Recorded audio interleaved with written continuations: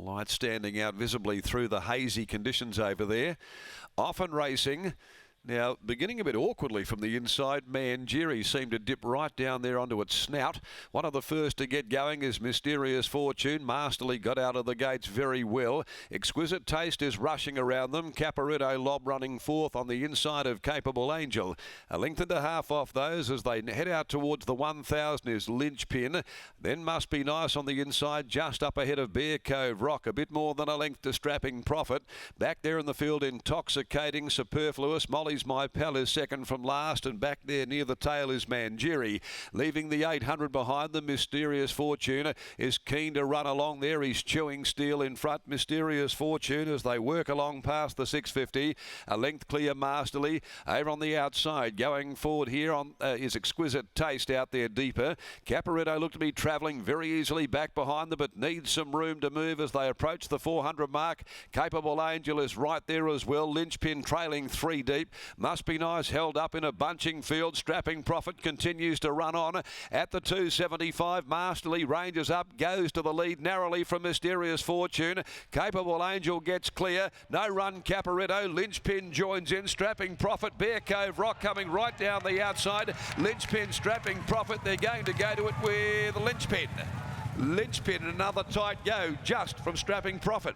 On the outside, Bear Cove Rock or back against the rail, Mysterious Fortune. They photoed third together, and right behind them Must Be Nice. Followed then further back, Masterly, Capable Angel.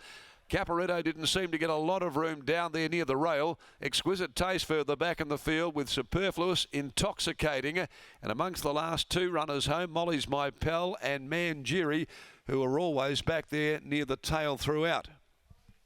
Waiting for the numbers. 9 gets it. Number 9, Linchpin. Takes out the final event today, ridden by Holly Nottle.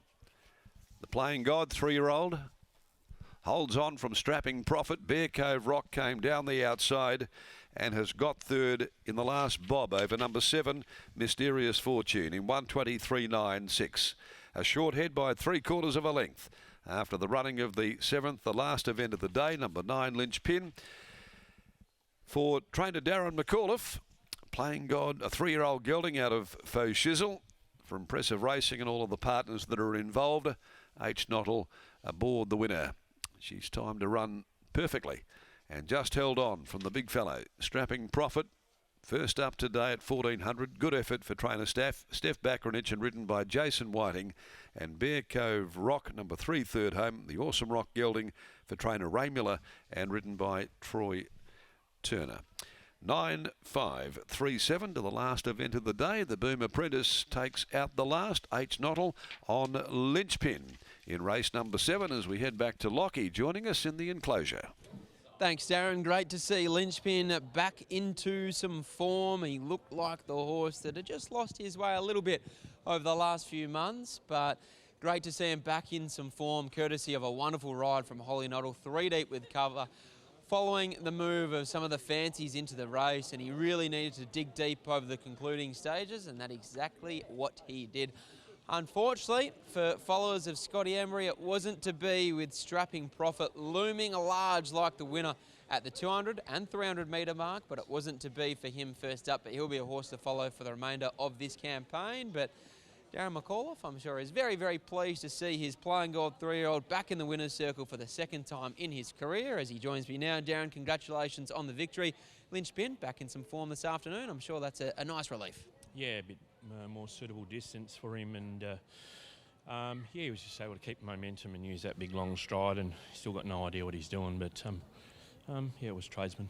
He burst onto the scene throughout the winter months with a first up win at 1,400 metres. Do you have a gauge on what his best trip is? Because you did try and stretch him out at the back end of last prep. Yeah, probably a mile. Yeah, I think so. I'm still not convinced he gets around Ascot like a lot of big gangly horses. Yeah, we'll just sort of see. Hopefully the winter is profitable, and we'll just sort of teach him what he needs to know, look after him, and yeah, see where we go. But we were going to go down the staying route with the Derby, but he just doesn't settle. Yeah, but we'll see.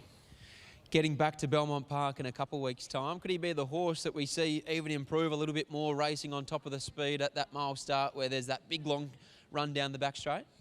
Yeah, well, I hope so. It's just a completely different sort of shaped track, you know. Horses that are big and got a big stride, they don't corner that great here, and sometimes they're forced to corner and quicken before they should be, because you know, it's normally on speed bias and it's just the way the track is. But Belmont, they get time to relax and just sort of switch off, and they generally can wind up and get through the gears a bit better. So yeah, hopefully it's the case, and hopefully he can pay for some petrol money for me for the next couple of months, because it's getting a bit hard. Bit like yourself, this horse. Well done here. Yes, dummy. There's Darren McAuliffe after winning the last with Linchpin, and here's Holly Noddle with Scotty. Well, it would be a rare meeting in the West that Holly Noddle didn't leave with a winner, and she's on the board in the last 9-5-3-7. Holly joins us now. First thoughts on Linchpin? Nice horse. He certainly very touchy with how much you can kind of hold him and control the pace, but no, he had a good tempo then. It looked like 3 deep covers about the perfect spot for a horse like him. Yeah, it is. I was happy where I was because it meant I could kind of get rolling when he wanted to and just be able to keep him in a nice rhythm. Nice little battle between you and Jason Whiting from the top of the home straight. You sort of balanced up together from that 3 deep moving line. Yeah, we did, and I got a little bit concerned the last 100, but no, he really dug deep. Congratulations, well done. Thank you. There's Holly Noddle, as Scotty said. It would be a rarity if we didn't chat with her at least once throughout an afternoon here at Ascot, but she's on the board at last, with Linchpin getting the job done for Darren McAuliffe in the last of the day. That